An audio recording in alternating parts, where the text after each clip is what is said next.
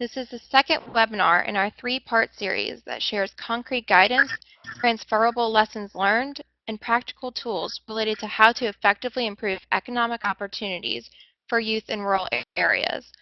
We're thrilled Dr. Nana Akua of the University of Uganda and Paul Sparks of BRAC Uganda can share their expertise on working with and for young people in rural areas, primarily within Africa. Hilary Proctor, Senior Specialist with Make Sense, will be introducing today's presenters and facilitating the webinar. We welcome your questions and contributions throughout the learning event. Please write them into the chat box that's located at the lower left-hand corner of your screen, and we ask that you please keep your microphones muted. We also welcome your tweeting and Facebooking on key points you take away from this event using the hashtag YouthEO. As we have a lot to cover with presenters in 3 locations, I'm pleased to turn it over to Hilary.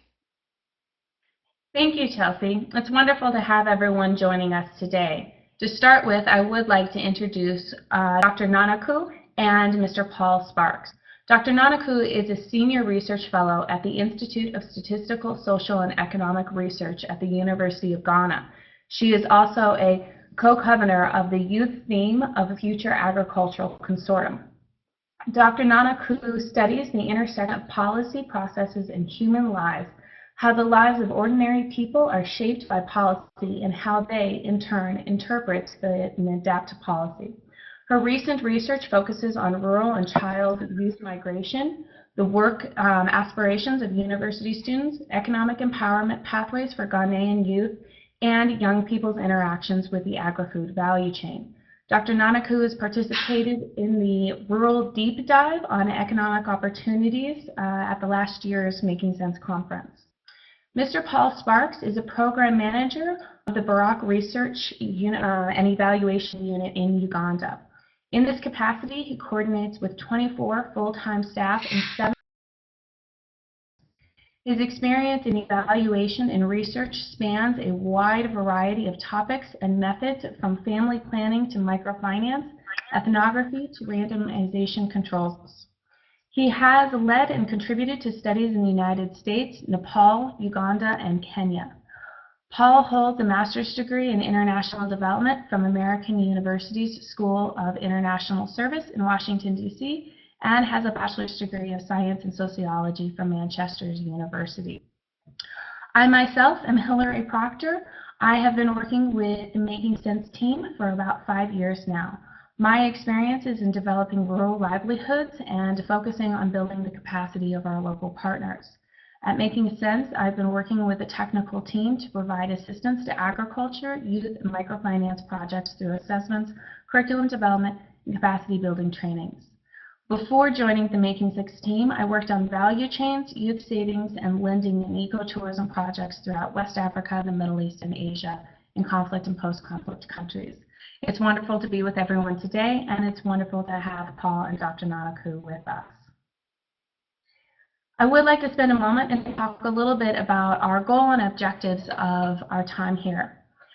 As researchers, practitioners, and evaluators, our larger goal is to support thousands of young people throughout developing their livelihoods in rural contexts.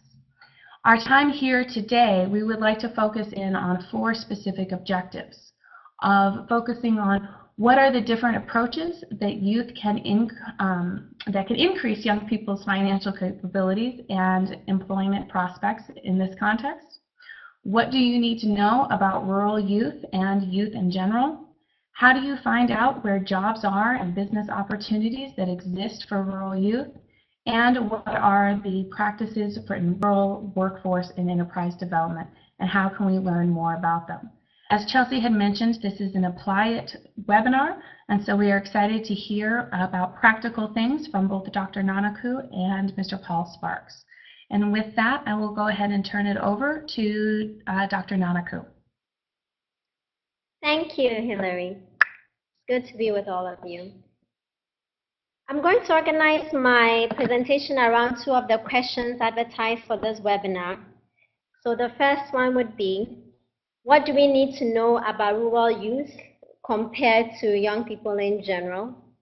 And how do we identify viable work opportunities for young people in rural areas? So to the first question, what do we need to remember about young people in rural areas if our programs are to be successful? And I think the first thing we need to do is to check our assumptions about them against the reality of their lives. One of the most common assumptions that we make, whether we realize we're doing this or not, is that young people in rural areas are homogeneous. What more do we need to know about them than that they are poor, or that they're usually less educated than urban youth, or that they are desperate for work? But the point was well made by Mary McVeigh in February's webinar, and it bears repeating. We do need to understand that different strategies might work for different kinds of rural youth in different parts of rural Africa or Asia or South America. And this is a message that we at the youth theme of the Future Agricultures Consortium have emphasized in our research, to which I will provide some links. So if we are paying greater attention to the differences that do exist among rural youth, then practically what differences matter? And in our research with young people in rural areas, mostly of Ghana, and these are young men and women, typically between 15 and 25 years. These are the differences that we found matter most. One is educational achievement and ambition. So education has been a strong factor historically in shaping people's future aspirations. And despite the evidence that returns to education has been declining over time in Ghana, people still set great store on education as a way to the kinds of futures that they want. Not just young people, but their parents, their communities, and so on. And as Paul, my co-presenter, will show with some graphs, young people on the continent's preference is for non-farm businesses and for salaried work, regardless of what they're actually doing currently and regardless of whether or not these aspirations are realistic. And having salaried work and doing non-farm businesses are both more likely to be achieved if you have some education, at least secondary school education. So, for instance, at the University of Ghana where I work, there's a farmers training program that's been running for 25 years with funding from the Livelihoods Foundation in the UK. And the program offers training for young people in farming and livestock practices. And this is meant to help them set up their own crop or livestock farms. Now, because of the kind of training that's offered, which is not just in agricultural methods, but also in value chain analysis, in business management and marketing, the ideal candidate for this program would be somebody with a secondary school education at least. And yet, the people who apply for these programs who do have secondary school education often don't want to get into farming of any kind, but are trying to get into the program so that they can get a certificate or a diploma that they can use as a bridge to further education or to some other, preferably salaried job. So young people's educational background, as well as what they aspire to in terms of formal education, makes a big difference to what they will consider to be viable opportunities for them. And another difference that matters is whether young people have links to urban spaces. Now, while many programs assume that young people will pretty much stay put where they are, the reality is that young people tend to move within and between rural and urban spaces. Now, in Ghana, as in many parts of Africa, a lot of the migration is between rural spaces, both seasonal or permanent migration. But urban spaces offer great attraction to many people, including to young people. So another important difference between rural youth is whether or not they have some links, some connections via family or other opportunities or networks to urban spaces that they think might offer them educational and employment opportunities, because they will take advantage of these even if for a short time. So if your program is banking on them being in that rural space for a success, then the reality of their movement between urban and rural spaces is going to be a challenge. And then a third important difference is what stage young people are in their life cycle, which will affect what they hope employment will offer them. So are they still in school and trying to continue their education, or are they trying to save money to undergo some training or to make a transition into marriage and to having a family? This will all matter in how they receive a program. And I'll come back to this latter point a bit later. A second set of assumptions, and now I'm on the second half of my slide here, is the assumption that young people in rural areas are so different from those in the urban spaces, and they are not. And you'll see that the same variables of difference among young people in the first half of the slide are also points of similarity. So young people in rural areas may be more different from each other than we expect, and actually more similar to urban youth than we think. And it's up to us to find out what differences and similarities matter for our program if we want it to be effective in addressing young people's aspirations and their needs and so on. Now, in addition to keeping in mind these differences and similarities, when we are considering providing opportunities for young people in farming in particular, in agriculture, we need to know about their experiences and that of their parents and communities with a particular form of farming, whichever form that we are promoting. So I'd like to give an example from research that we did in Ghana, looking at the cocoa and pineapple sectors and how young people relate to these two crops. Now, we found that cocoa workers were mainly rural farmers in a sector that has really strong social institutions and a stable market, and historically has been supported by the government. Whereas the majority of workers in the pineapple sectors were paid employees located in an export market that is volatile and that is insecure. And so we find that these two crops tend to attract different kinds of workers. Those in cocoa tended to be people with experience in farming, were more likely to have moved to a particular space in order to undertake cocoa production, often with the hope of owning their own cocoa farms. Whereas young workers in the pineapple sector were more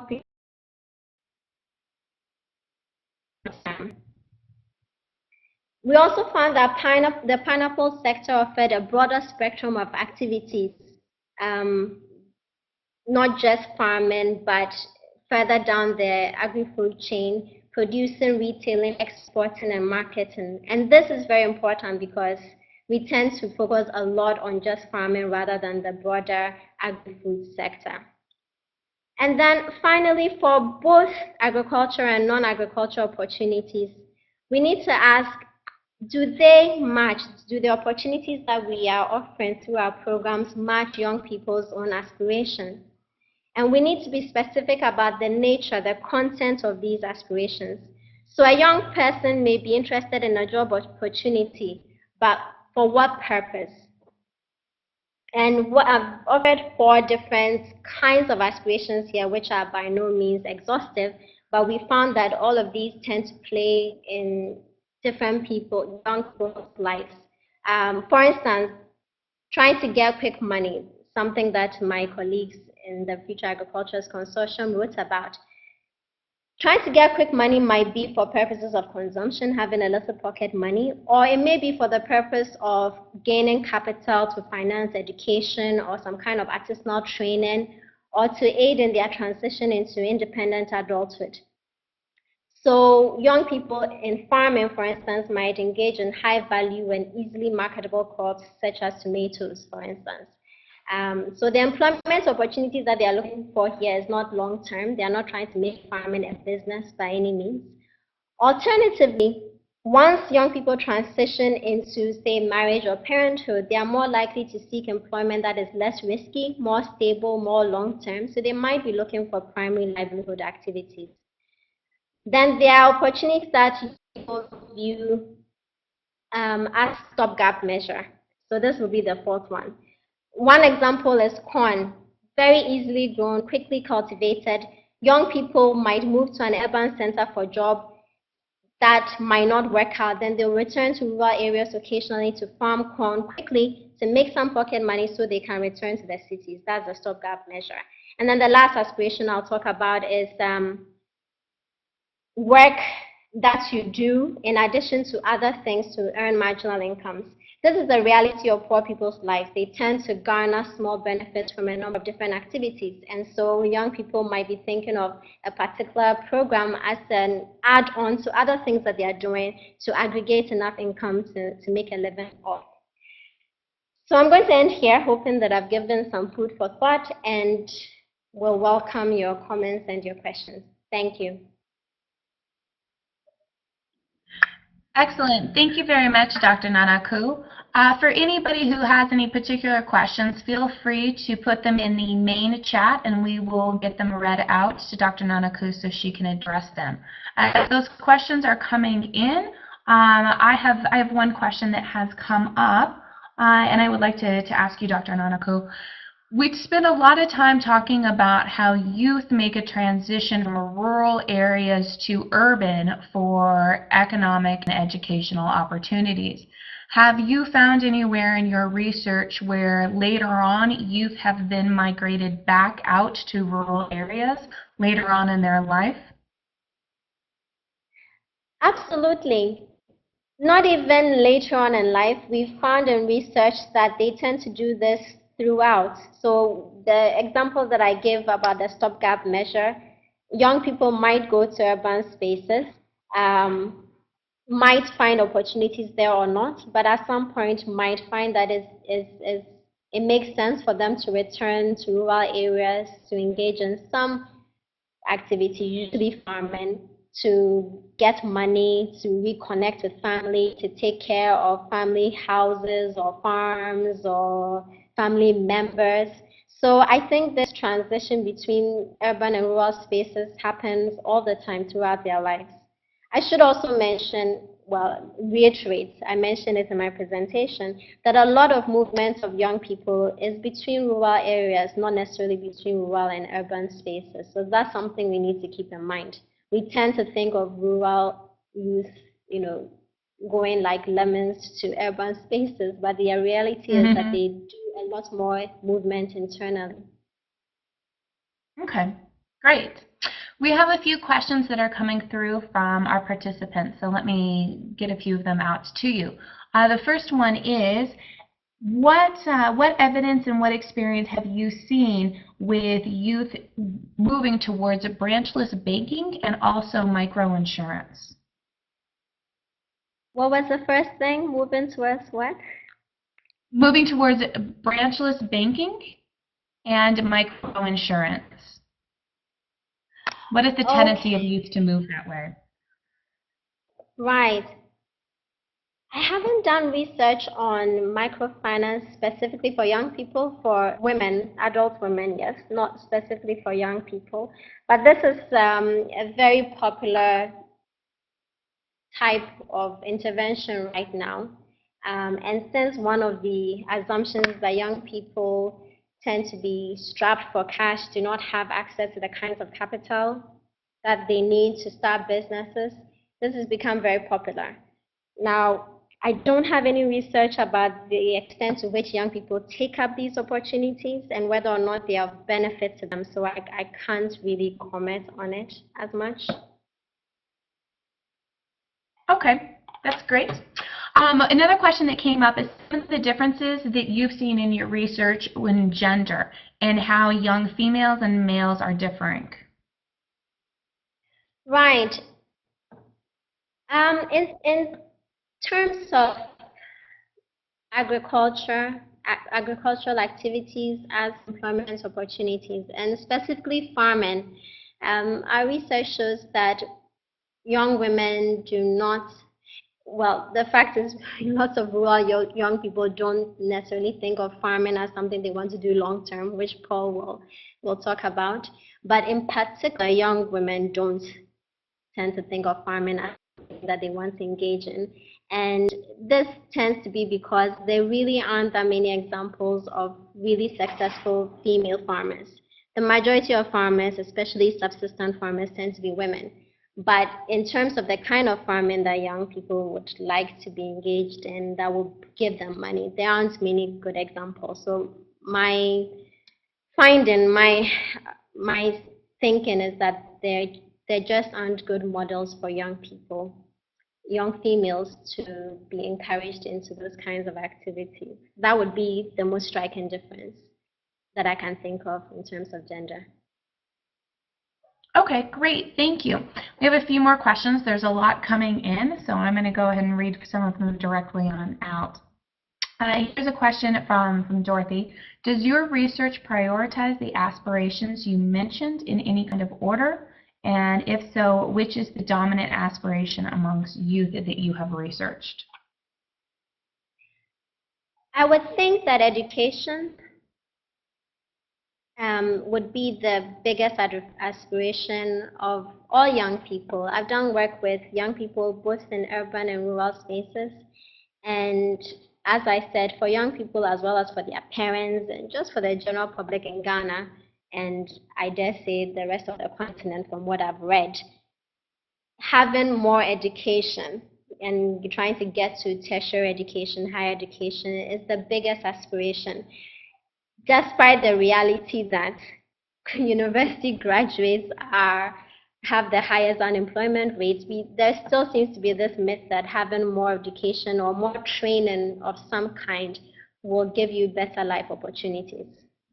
So that would be the biggest aspiration driving young people and determining the extent to which they take up or the way that they take up the kinds of interventions that are available to help them. Excellent. Thank you for that. Here's another question. Are you aware that research that has been done on the impact of conflict and violence on youth and unemployment and also entrepreneur development?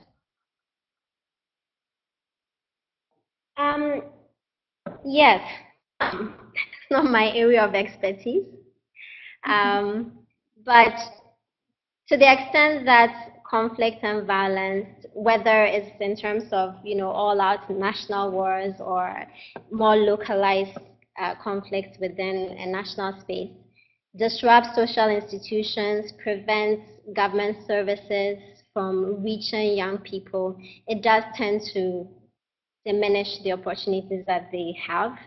And also on a more personal level, it does tend to limit the kinds of aspirations that they have for themselves, especially in terms of education, which, as I said, seems to be something that a lot of young people want to have more of. And any other kinds of interventions, whether in the form of providing capital or other kinds of training, definitely a space of violence, of insecurity, of uncertainty does make young people's lives more difficult than they already may be. Excellent. We have another question from one of your neighbors in Nigeria. This is from Mr. Bassi Archibald. Okay. And he's asking, where it's not possible for young women to engage in crop farming, are there opportunities for them to engage in fish farming? And, the question is, how do you get them to see these opportunities if they are there? Okay. I like to say that young females do engage in crop farming because large numbers of women do food farming. In terms of the kind of crops or the kind of farming that is commercially viable and will serve as livelihood activities, that's where young females, are not often seen. So just to add some nuance to that. In terms of fishing, I don't have any personal research that I've done on fishing.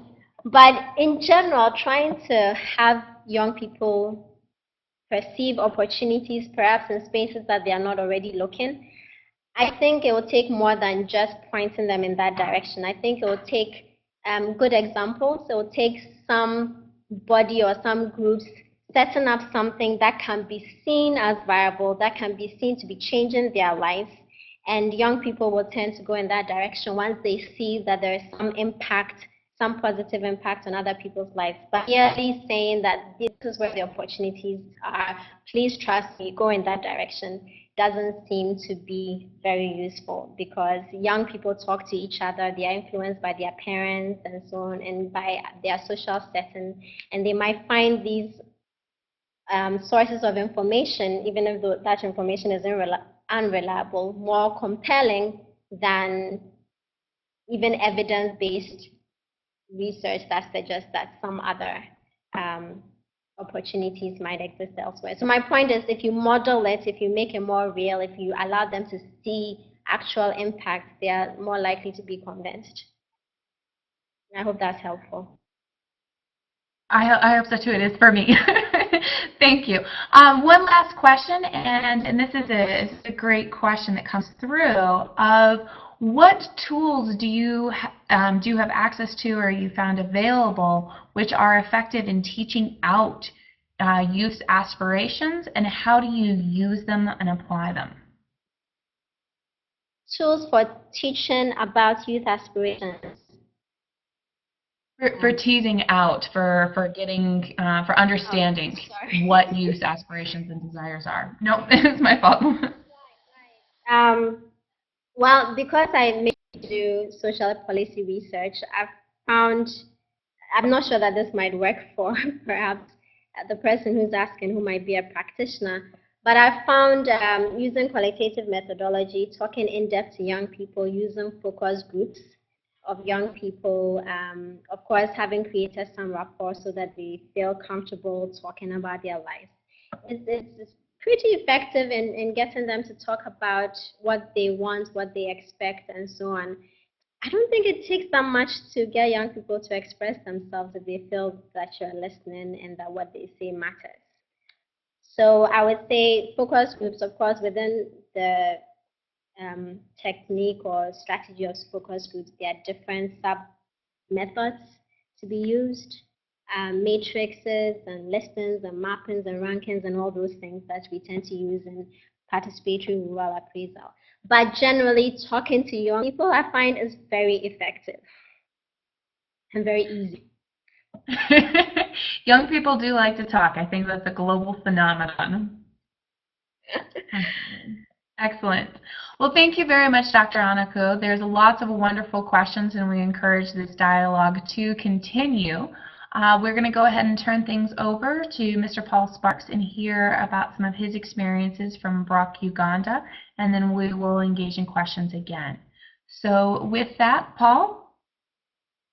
Hey, everybody. So thank you so much. It's great to be presenting here. As Hillary mentioned, I am the program manager for the Research and Evaluation Unit at BRAC Uganda. So I just want to start by telling you what that is. The Research and Evaluation Unit is a semi-autonomous, mostly self-funded service provider. We specialize in impact evaluation, that's running experiments, and operational research. We're not a monitoring and evaluation unit. We don't do monitoring, and we're not an implementer. We're actually an independent evaluator that's housed within BRAC. And so we approach this from the perspective of both a researcher and an implementer kind of at the same time. And for us, generating economic opportunities for youth in rural areas is a problem that we face continuously, that we're always trying to solve, and one that has led us to create ever more complex experiments and design ever more holistic programs. So what I'm going to do today is kind of lead you through our thinking, or the thinking that has guided us in our attempts so far. But first, what is a famous graph? As Akua mentioned, the first thing to mention about Uganda is that it's demographically speaking the youngest country in the world. So about 60% of the population is below the age of 18. About 94% of youth live on less than $2 a day, and about 85% of the population is rural. With that, and with the aspirations that we've talked about, you would expect to see some interesting discrepancies, and here you do. If you look at the preferred or anticipated jobs of youth versus what they are actually engaged in for economic activities, you see some particularly large discrepancies, especially when you look at things like subsistence farming. So here we have about 9% of youth saying that they actually would like to do subsistence farming, and about 32% who actually find themselves doing that. this makes a lot of sense when you think, okay, we've got about 85% of the population in rural areas.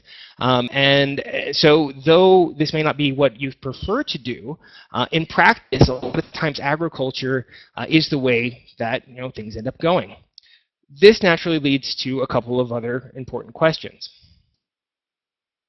In particular, how, if youth really don't want to do agriculture, how do we make it more attractive and more profitable?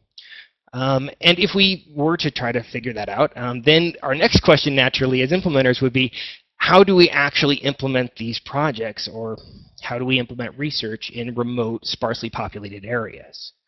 Another really important thing to talk about that I'm not going to be able to get to, unfortunately, is how do we expand opportunities for youth in non-farm salaried employment in rural areas. If you guys want to ask me about that in question and answer, I'm happy to talk about it, but I won't have time in the main presentation. So, focusing on the first two questions, we have to ask ourselves, why don't youth like agriculture? And there are lots of reasons to not like working in agriculture. Among them, there isn't much of an agricultural industry in Uganda. So most of the farming is done by smallholder farmers. This means that the risks involved in agriculture production are borne largely by the producers themselves. And these risks are pretty serious. If you have poor rains in one harvesting season, you can lose your entire harvest. That's most of your money for the year. Beyond that, if you did really want to make money doing agriculture, you would have to produce a fairly high-value product, right? And if you wanted to do that, you'd have to pay for the inputs. And inputs for high-value products are expensive.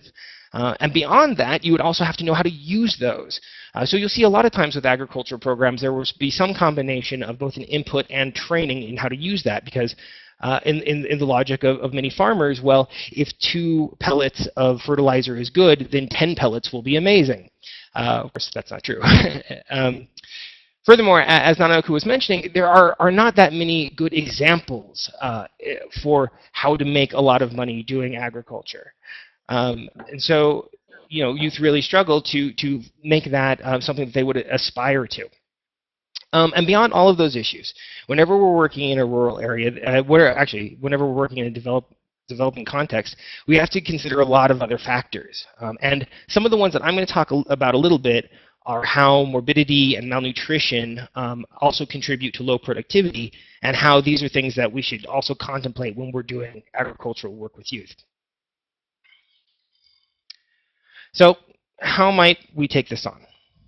Well, as I mentioned, a fairly common approach is to kind of provide inputs, provide training, and even provide examples, demonstration plots on farms and so forth.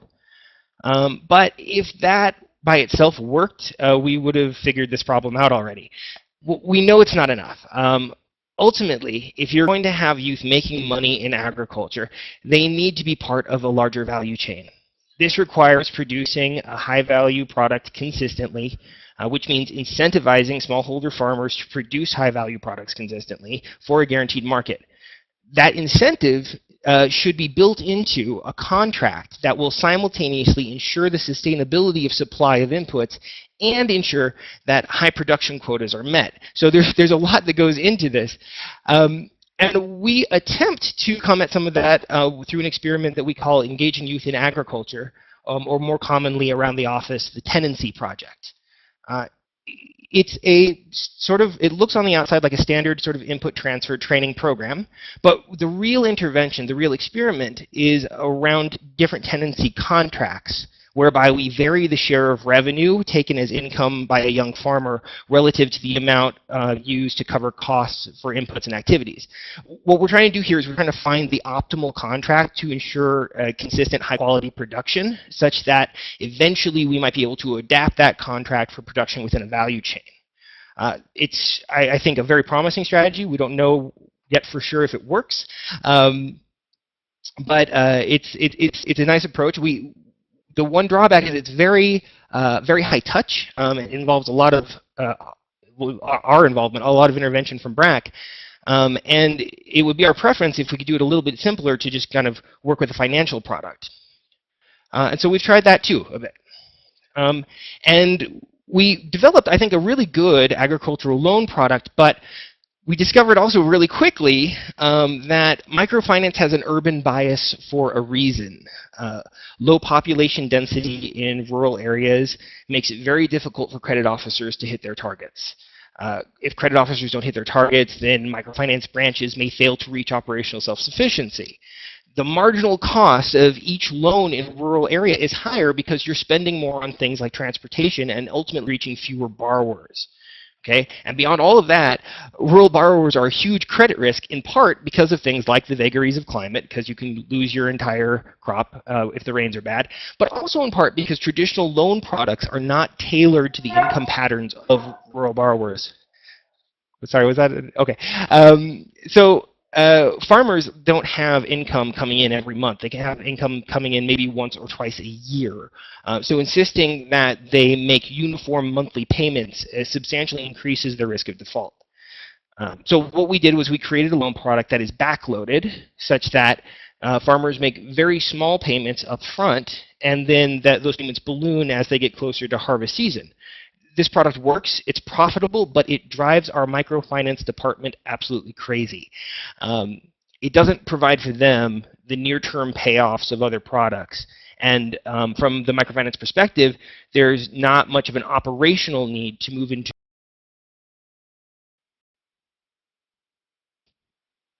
still, and we still actually are trying to figure out ways to do this product, but so far, mostly we've had to subsidize microfinance operations in rural areas in order to get them to do it. That said, we are still exploring it. We're still exploring many financial products, and I'm going to tell you a little bit more about them a little bit later on. So, as I mentioned, if we just come at this from the perspective of motivating from a financial angle, we're missing a lot of the rest of the context. There's a relationship here too between productivity and things like nutrition, and it's hard to say which is truly causal. In order to improve agricultural productivity, you might need to improve health and nutrition. Likewise, in order to improve health and nutrition, well, you might need to improve agricultural productivity, especially for high nutrient crops.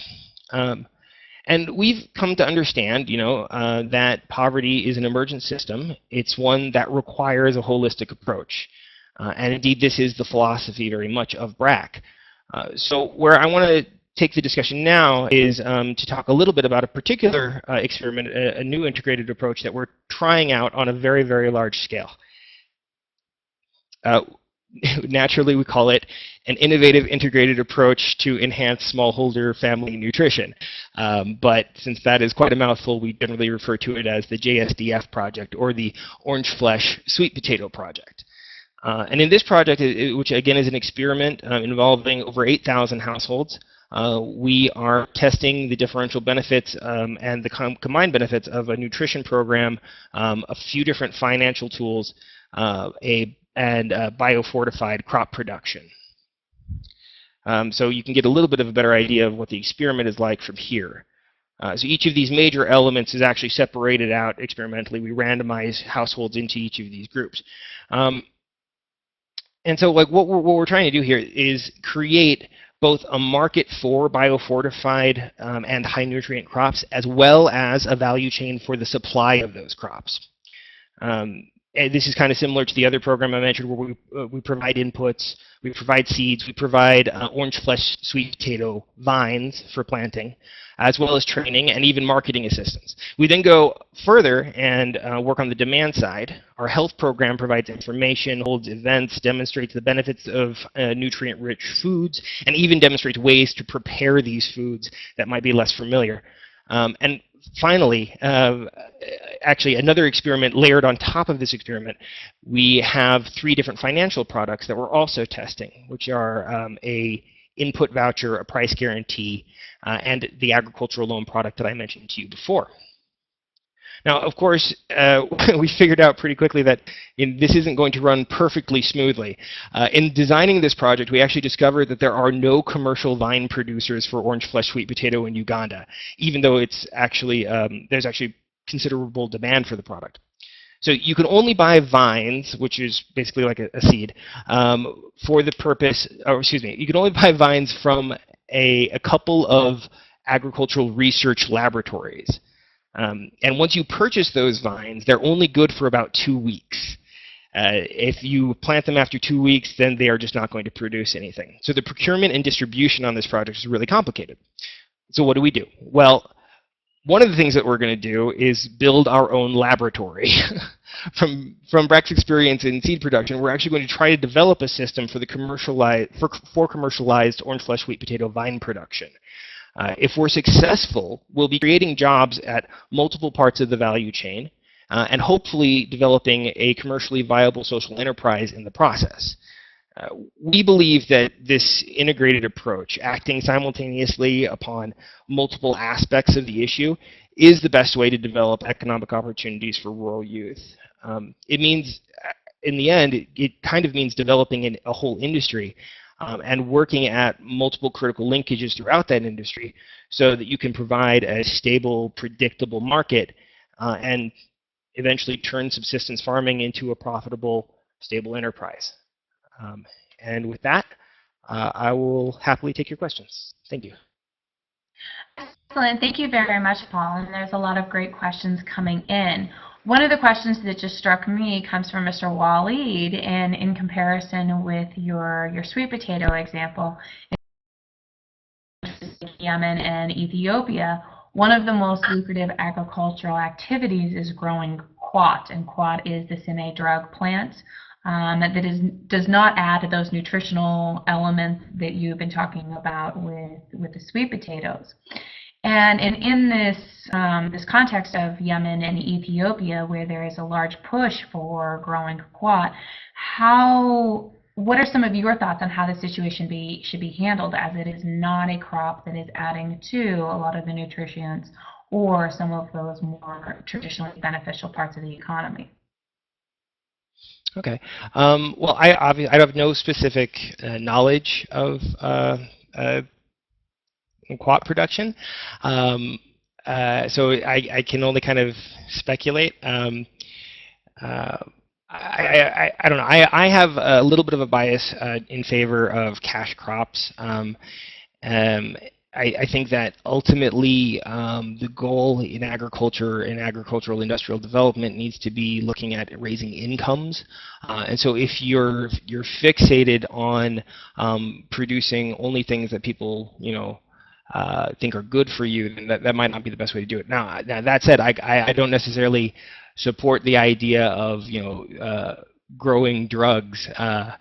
But this would be a question that I think would require a great deal more study to kind of understand the costs and benefits associated with producing a drug on a large scale, and what the trade-offs there would be for agricultural production and food security, especially.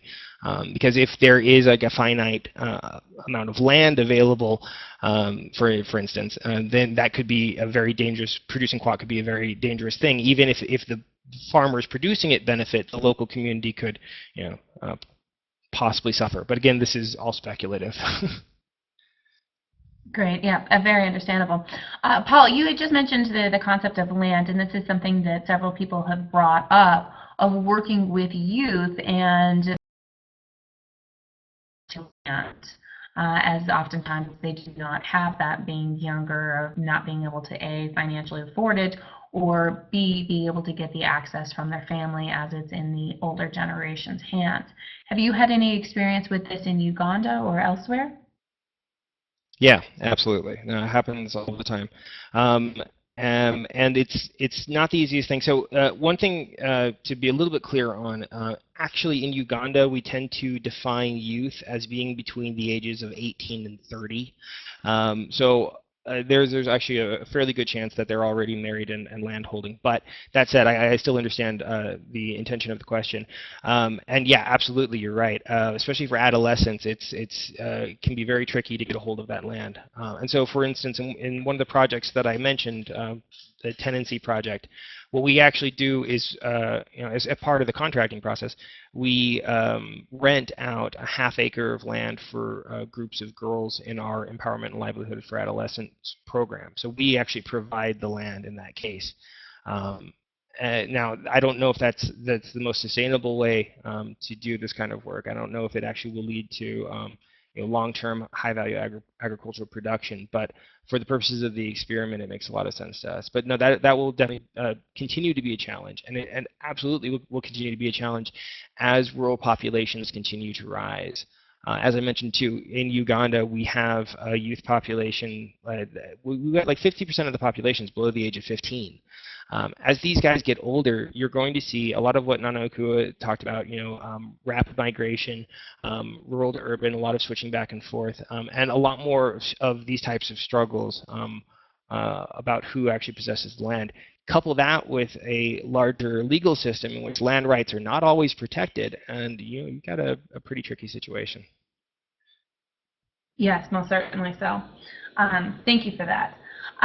Paul, there is a growing demand for you to go back and actually discuss your question number 3 and talk a bit about some of the other industries that are happening in rural areas besides agriculture. Sure. So the main project that of interest in this case is one that we refer sort of offhandedly to as the vocational training project. But it's actually the small firm expansion and job creation for youth in Uganda program. It has, I think, 5 distinct treatment arms plus a control group, operates on both the firm side and the worker side. And basically what we're doing in that project is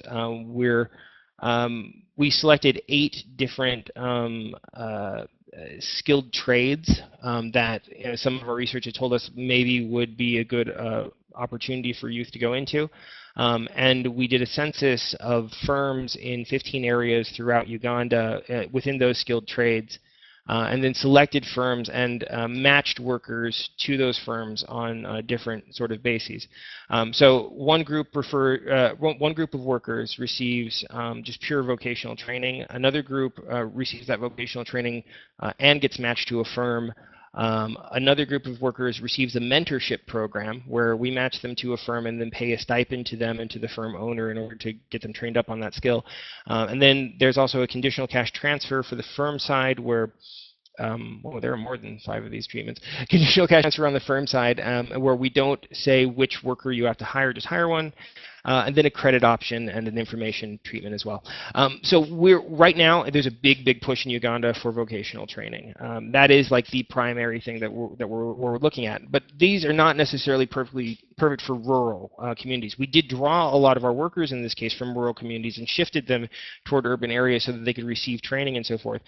But just how stable that shift is, it remains to be seen. We're actually just starting the first follow-up on that. So I would say, yeah, the vocational training is a big push for it. I have to confess, as someone who's working on this very project, that I'm a little bit skeptical about the benefits of vocational training in the long run. I think that there are other better ways to do it.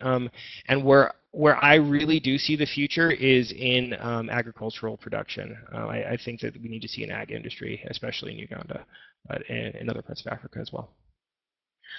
So Paul, with that question, and this feeds into several questions that people have asked as well, is what sort of other, besides the traditional production of agriculture, what are some of those other value chain opportunities inside the larger agricultural value chain in the industries that would allow for opportunities in getting people involved?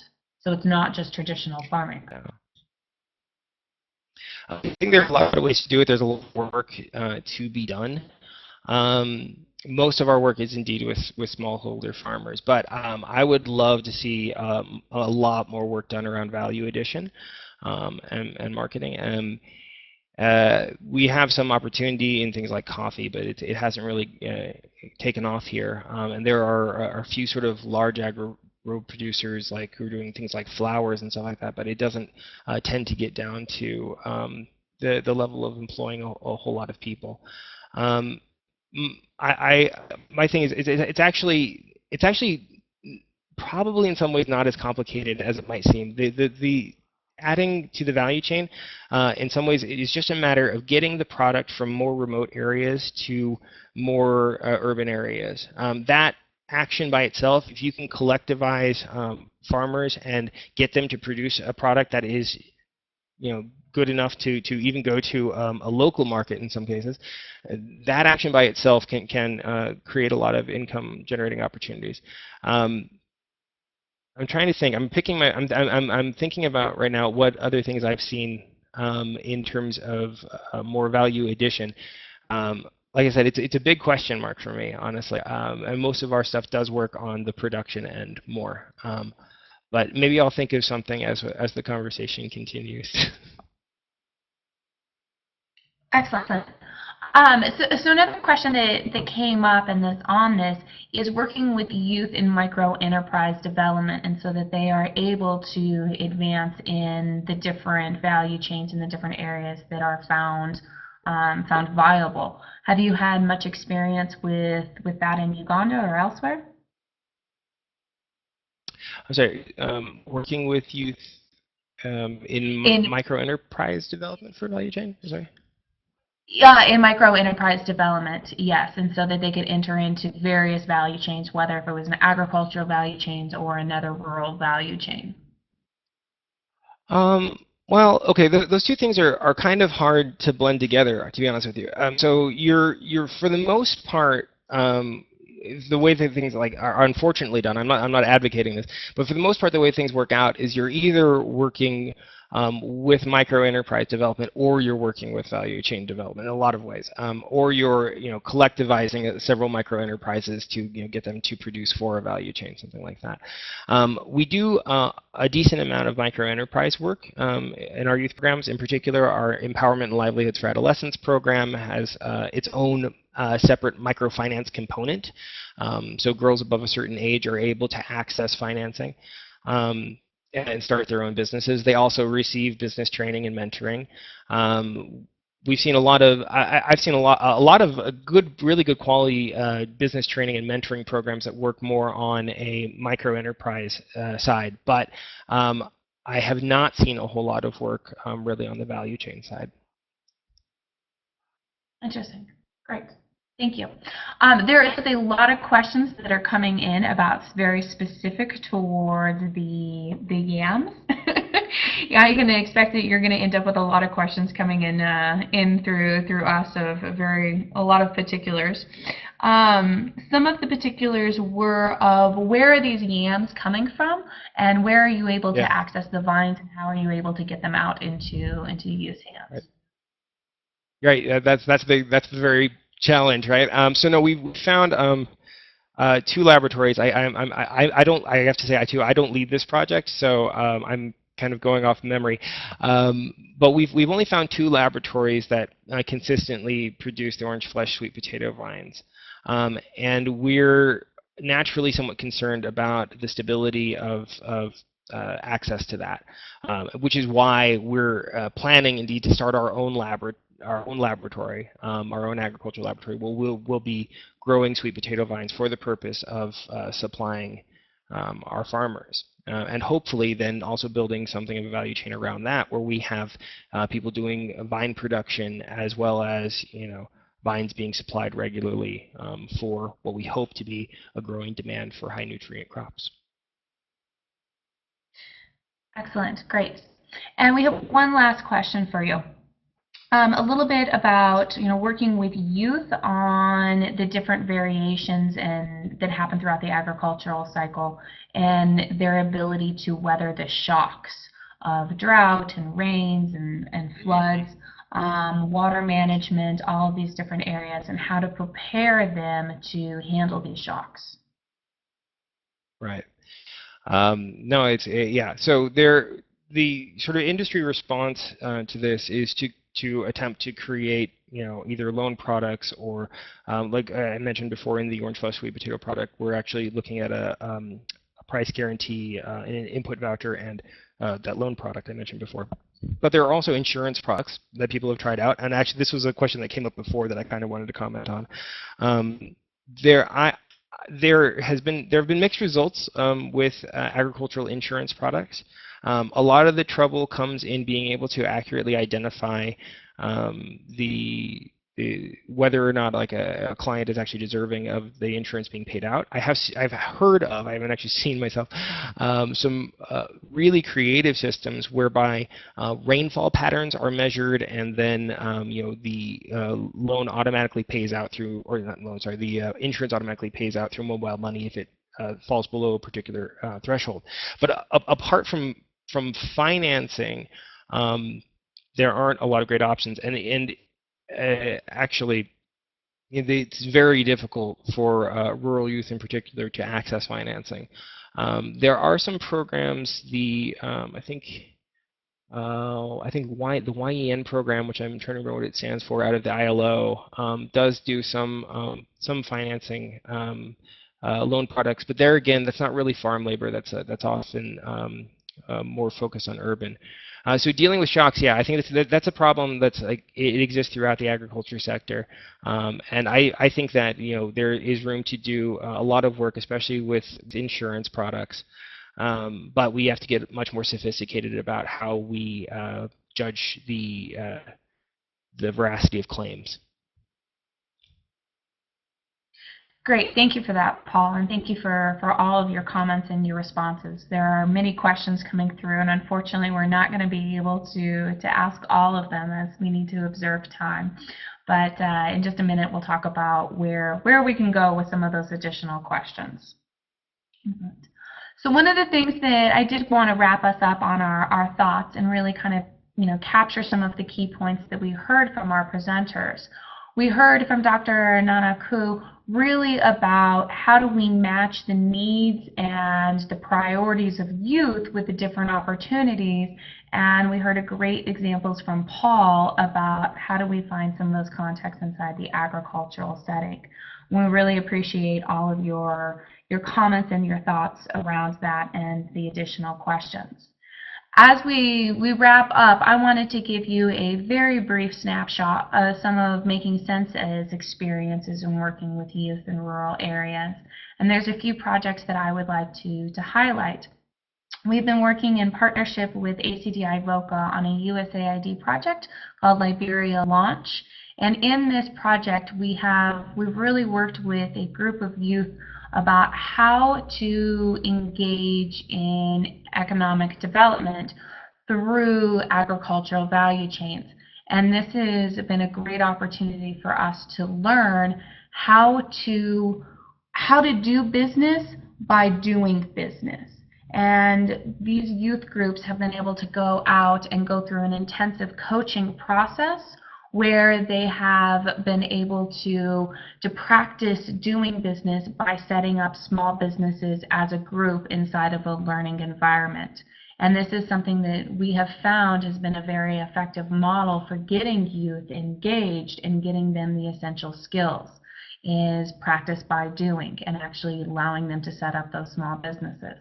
We've had some great success with youth who have been gone on and been able to start their own economic, small businesses based off of the skills that they were learning doing these small group businesses inside the training environment.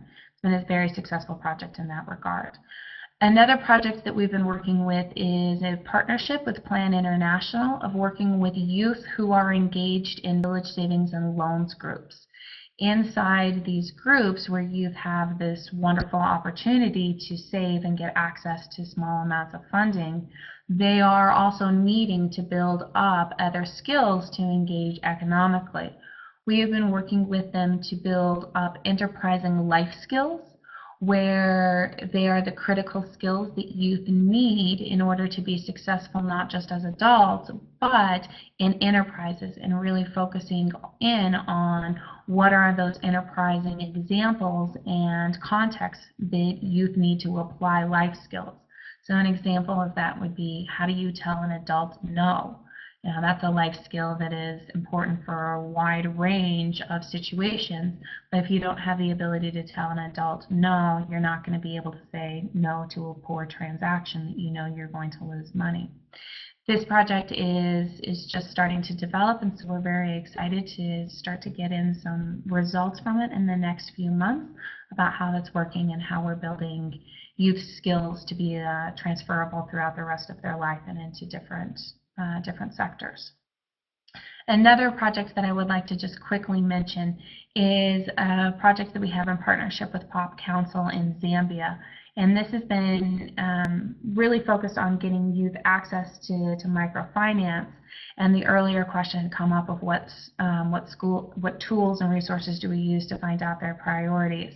And on this project, we've been working with a youth-led market research approach of really getting youth involved with what do they need, what are the products, and how do they inform us, and how does it become a learning opportunity itself. That's something that if people have specific questions on those tools and approaches, they can definitely reach out to us later on. We're a bit out of time, and so I would like us to go ahead and wrap up to respect everyone's needs for being in different places. Before we wrap on up, I would like to say thank you very much to Dr. Nanaku and Paul for contributing all of your extensive expertise and experiences on this topic. We're really looking forward to continuing the conversation with all of you through the future webinars and the planning of the related topics of our 2014 Global Youth Economic Opportunities Conference. The website and information for that is right here. There are many questions that we were not able to answer and address in this webinar. Please feel free to send your questions to chelsea@makingsense.com, and she will be able to forward them on to Paul and Nanaku and be able to get your questions addressed, as there are many wonderful ones. We hope that you will all be able to join us for the 2014 conference, which takes place this year, October 6th through 8th. We'll type the conference website and send this page for you to access the recording of this webinar in the next 24 hours. And on the web page there, you can access the presentation and any additional resources. We also hope that you'll collaborate with us to bring and disseminate information from this webinar by sharing the links of YouTube video, and so that others are able to access this information and this programming. We want to thank you all for your participation and letting us know that if you're interested in collaborating on a webinar, blogging, and posting a resource, or otherwise leveraging Making Sense International's collaborative learning and action platforms for sharing practical information that strengthens the field of youth economic opportunities. Please do visit the website, youtheconomicopportunities.org, for examples, and email them to chelsea@makingsense.com. If you have any other further questions or comments, please do reach out to us. Otherwise, thank you very much for your participation.